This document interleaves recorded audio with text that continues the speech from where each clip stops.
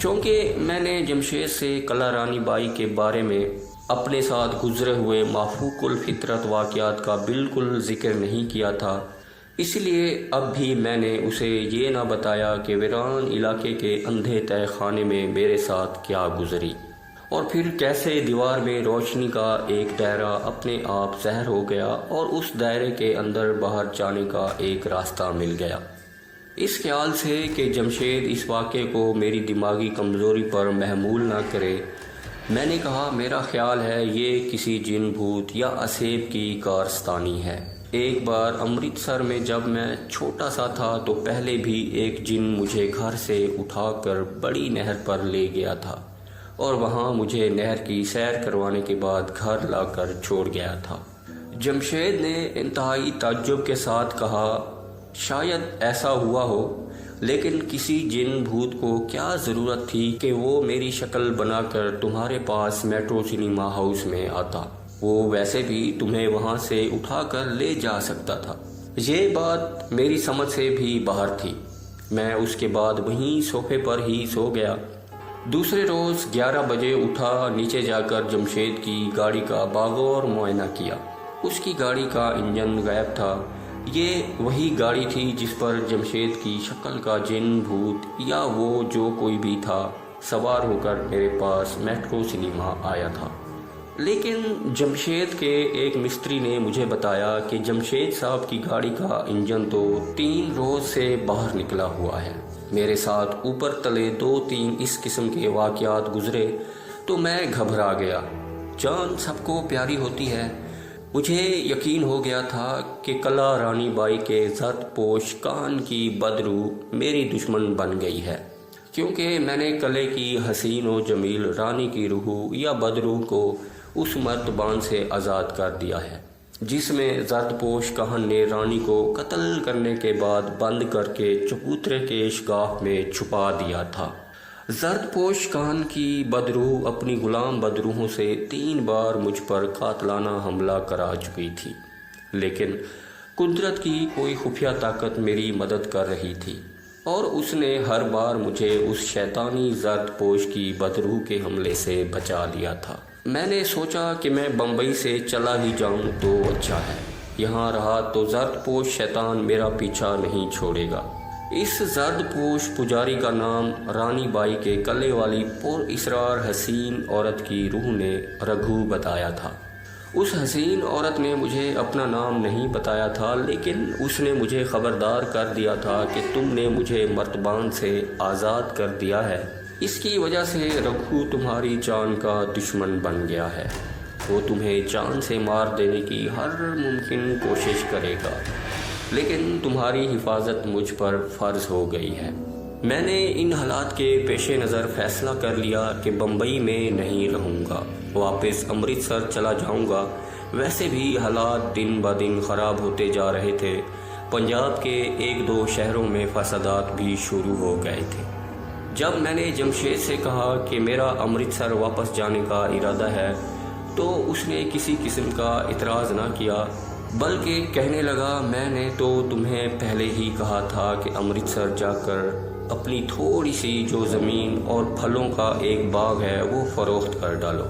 حالات کا کچھ پتہ نہیں ہے، پاکستان ضرور بن جائے گا، پھر لگتا ہے کہ ہندو مسلمانوں کو ہندوستان کے شہروں اور دیہات میں نہیں رہنے دیں گے۔ ہو سکتا ہے امرتسر کے مسلمانوں کو بھی لاہور یعنی پاکستان کی طرف ہجرت کرنی پڑے۔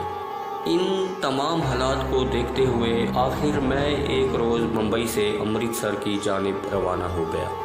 1947 شروع ہو چکا تھا، جنوری کا مہینہ تھا۔ پنجاب میں اس موسم میں بہت سردی پڑتی ہے۔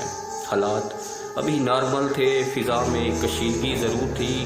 گھر آ کر میں نے دکان پر اپنا کاروبار سنبھال لیا۔ امرتسر میں مسلم لیگ کے جلسے جلوس ضرور نکلتے مگر ابھی فسادات شروع نہیں ہوئے تھے۔ میں نے جب اپنے چچا سے زمین اور باغ فروخت کر دینے کی بات کی تو اس نے اس کی مخالفت کی، کہنے لگا، تمہارا دماغ خراب ہو گیا ہے، ہمارے پاس اس تھوڑی سی زمین اور باغ کے سوا اور ہے کیا؟ یہ بھی بیچ دیا تو کھائیں گے کہاں سے؟ میں نے چچا کو سمجھانے کی کوشش کی کہ حالات کا کچھ پتہ نہیں کب بدل جائیں اور ہمیں امرتسر سے ہجرت کر کے پاکستان جانا پڑے، مگر چچا نہ مانا۔ مارچ کے مہینے میں فسادات شروع ہو گئے، پھر فسادات کی آگ بھڑکتی ہی چلی گئی، کرفیو لگنے لگے۔ چچا کو نہ جانے کیا سوچی کہ اپنے بال بچوں کو لے کر جموں چلا گیا۔ وہاں اس کے چھوٹے بھائی کا بڑا وسیع کاروبار تھا۔ چچا یہ کہہ کر جموں گیا کہ جب حالات بہتر ہو جائیں گے تو وہ امرتسر واپس آ جائے گا۔ میں پیچھے اکیلا رہ گیا۔ دکانداری ختم ہو چکی تھی، میرا سارا دن محلے کے لوگوں کے ساتھ بیٹھے گزرتا تھا۔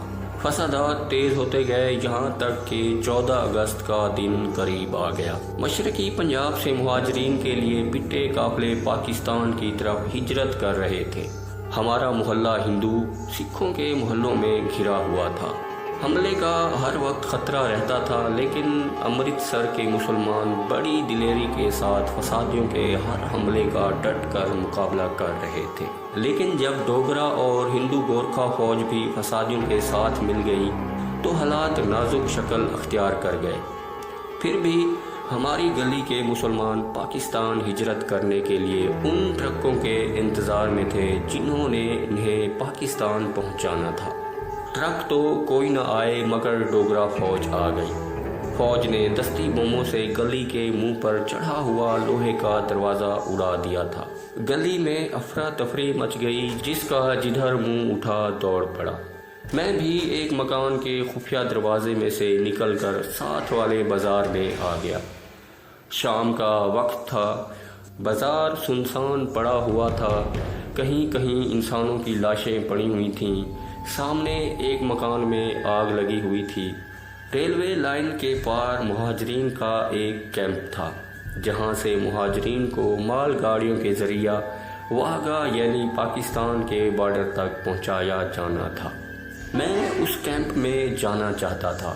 میں آبادی کو چھوڑ کر ویران کھیتوں میں سے دوڑ کر گزرتا ریلوے لائن پر آ گیا۔ وہاں سے مہاجرین کیمپ 1 میل کے فاصلے پر تھا۔ میں تقریباً دوڑتا ہوا جا رہا تھا۔ ریلوے لائن کی دوسری طرف آموں کا باغ تھا۔ وہاں شام کا اندھیرا چھایا ہوا تھا۔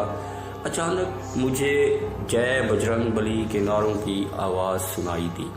میں زیادہ تیز دوڑنے لگا۔ اتنے میں آموں کے باغ میں سے ہندو سکھ فسادیوں کا ایک جتھا تلواریں، بندوقیں اور نیزے لہراتا نمودار ہوا۔ انہوں نے مجھے گھیر لیا اور مجھے قتل کرنے ہی والے تھے کہ ایک ہندو نے کہا، اسے شمشان بھوی میں لے چلو۔ انہوں نے میرے گلے میں رسی باندھی اور مجھے کھینچتے ہوئے واپس آموں کے باغ میں لے آئے۔ یہاں سے وہ مسلمانوں اور پاکستان کے خلاف نعرے لگاتے ایک ویران جگہ پر آ گئے، جہاں شروع رات کے مٹیالے اندھیرے میں ایک احاطہ سا نظر آ رہا تھا۔ وہ مجھے احاطے کے اندر لے گئے۔ یہ اصل میں شمشان بھوی کی 4 دیواری تھی، جہاں ہندو لوگ اپنے مردوں کو جلاتے تھے۔ وہاں ایک طرف چھوٹی سی کوٹھڑی تھی۔ کوٹھڑی کے دروازے پر ہلکی روشنی والا بجلی کا بلب جل رہا تھا۔ اس کی کمزور سی روشنی میں نے ایک چبوترا دیکھا جس پر لکڑیاں چنی ہوئی تھیں۔ جب کسی مردے کو جلانا ہوتا تھا تو چبوترے پر لکڑیوں کا فرش بچھا کر مردے کو اس پر لٹا دیا جاتا تھا، اور پھر اس کے اوپر بھی 2-3 فٹ اونچی لکڑیاں چن دی جاتی تھیں، جس کو چتا کہتے تھے۔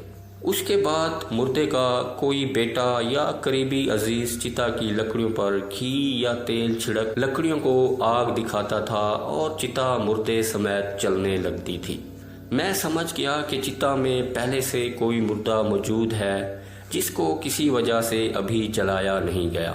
وہ وجہ دوسرے ہی لمحے میری سمجھ میں آ گئی۔ ان ہندو گنڈوں کو کسی ایسے مسلمان کی تلاش تھی جس کو ہندو مردے کے ساتھ جلایا جائے۔ میں انہیں ایک ایسا مسلمان مل گیا تھا، چنانچہ انہوں نے مجھے پکڑ کر چتا کی ایک جانب لٹا دیا اور میرے ہاتھ اور پاؤں چتا کی لکڑیوں کے بڑے بڑے منڈوں کے ساتھ لوہے کی تار سے باندھ دیے۔ میں سمجھ گیا کہ میرا آخری وقت آن پہنچا ہے اور قدرت نے میری موت اس طرح لکھی تھی۔ میں نے اس مردے کو بھی دیکھ لیا تھا جو میری دائیں جانب لکڑیوں کی 2-3 تہوں کے نیچے پڑا مجھے نظر آ گیا تھا۔ وہ مرا ہوا تھا، میں انسان تھا، مگر مجھے اس مردے کے ساتھ جل کر راکھ ہونا تھا جس کا میں نے کبھی سوچا بھی نہیں تھا، مگر اب ایسا میرے ساتھ ہونے والا تھا، بلکہ ہو رہا تھا۔ ہندو گنڈوں میں سے ایک گنڈے کے ہاتھ میں ہاکی تھی۔ اس نے جے بجرنگ بلی کا نعرہ لگا کر کہا، اس مسلے کو جلا دو۔ اس کے ساتھ ہی ایک گنڈا کوٹھڑی میں سے تیل کا کنستر اٹھا کر لایا اور لکڑیوں پر تیل چھڑکنا شروع کر دیا۔ باقی گنڈے نعرے لگا رہے تھے۔ ایک نے چتا کو آگ لگا دی۔ تیل کی وجہ سے لکڑیوں نے فوراً آگ پکڑ لی۔ گنڈے چتا کے چبوترے کے ارد گرد وحشیوں کی طرح ناچنے لگے۔ مجھے اپنی موت سامنے نظر آ رہی تھی۔ میں نے کلمہ پاک کا ورد شروع کر دیا۔ مجھے اپنے خدا پر یقین تھا کہ جب تک وہ نہیں چاہے گا مجھے دنیا کی کوئی طاقت ہلاک نہیں کر سکے گی۔ لیکن آگ کے شعلے میری چاروں طرف بلند ہو رہے تھے۔ ان شعلوں نے میرے ارد گرد ایک دیوار بنا دی تھی۔ میں اس بات پر حیران تھا کہ مجھے ان شعلوں کا سیک محسوس نہیں ہو رہا تھا۔ میرے ہاتھ پاؤں لکڑیوں کے بھاری مڈھوں کے ساتھ جکڑے ہوئے تھے۔ میں اٹھ کر بھاگ بھی نہیں سکتا تھا۔ ہندو گنڈوں کے نعروں کی آواز اب دور چلی گئی تھی۔ وہ مجھے سپرد آتش کر کے شاید جا چکے تھے۔ اچانک ایسی بات ہوئی جس نے مجھے حیرت میں ڈال دیا۔ مجھے محسوس ہوا کہ کوئی میرے ہاتھ پاؤں کھول رہا ہے۔ دوسرے لمحے میرے ہاتھ پاؤں رسیوں سے آزاد ہو گئے تھے۔ اس کے ساتھ ہی میرے کانوں میں کسی عورت کی سرگوشی کی آواز آئی، چتا پر سے کود جاؤ۔ میں اٹھا اور چتا کے شعلوں میں سے باہر چھلانگ لگا دی۔ میرے کپڑے اور جسم بالکل صحیح سلامت تھا۔ آگ کے شعلوں نے جیسے انہیں چھوا تک نہیں تھا۔ میں نے اس عورت کی سرگوشی کو پہچان بھی لیا۔ یہ وہی ویران کلا نما حویلی والی آسیبی عورت تھی جس کی بدروح کو میں نے مرتبان سے آزاد کر دیا تھا اور جس نے مجھے کہا تھا کہ میری حفاظت کرنا اس کا فرض بن چکا ہے۔ چتا میں شعلے بھڑک رہے تھے۔ شعلوں کی روشنی میں شمشان کے گیٹ کی طرف دوڑا۔ جیسے ہی گیٹ سے باہر نکلا میرے کانوں میں اس عورت کی سرگوشی ایک بار پھر سنائی دی، فیروز اس طرف مت جاؤ۔ اس کے فوراً بعد کسی نے مجھے بازو سے پکڑ لیا اور مجھے ایک طرف دھکیلنا شروع کیا۔ رات کا اندھیرا چاروں طرف پھیل رہا تھا۔ میرے سامنے بائیں جانب جی ٹی روڈ تھی جو پاکستان کی طرف جاتی تھی۔ میں سمجھ گیا تھا کہ یہ وہی پر اسرار اور حسین و جمیل عورت ہے جس نے مجھے بازو سے پکڑ رکھا ہے اور مجھے کسی محفوظ مقام کی طرف لے جا رہی ہے۔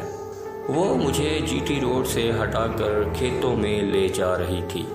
وہ مجھے نظر نہیں آ رہی تھی مگر مجھے احساس ہو رہا تھا کہ وہ میرے ساتھ ساتھ چل رہی ہے۔ میں نے اس سے کہا، تم رانی بائی کی ویران حویلی والی عورت کی بدروح ہو؟ اب مجھے اس عورت کی باقاعدہ آواز سنائی دی، ہاں میں وہی ہوں۔ تم مجھے کہاں لے جا رہی ہو؟ میں نے اس سے پوچھا۔ اس غیبی عورت نے جواب دیا، وہاں جہاں تمہاری زندگی محفوظ ہوگی۔ میں اس عورت کا ممنون احسان ضرور تھا۔ خدا نے اس عورت کے وسیلے سے میری زندگی بچائی تھی، لیکن یہ الجھن بھی ہو رہی تھی کہ یہ بدروح آخر کب تک میرا پیچھا کرتی رہے گی۔ میں اس قسم کی خرافات اور تہمات میں نہیں پڑنا چاہتا تھا۔ میں نے اس سے پوچھا، تمہارا نام کیا ہے؟ اس نے جواب دیا، میرا ہندو نام روہنی ہے، مگر جیسا کہ میں تمہیں پہلے بھی بتا چکی ہوں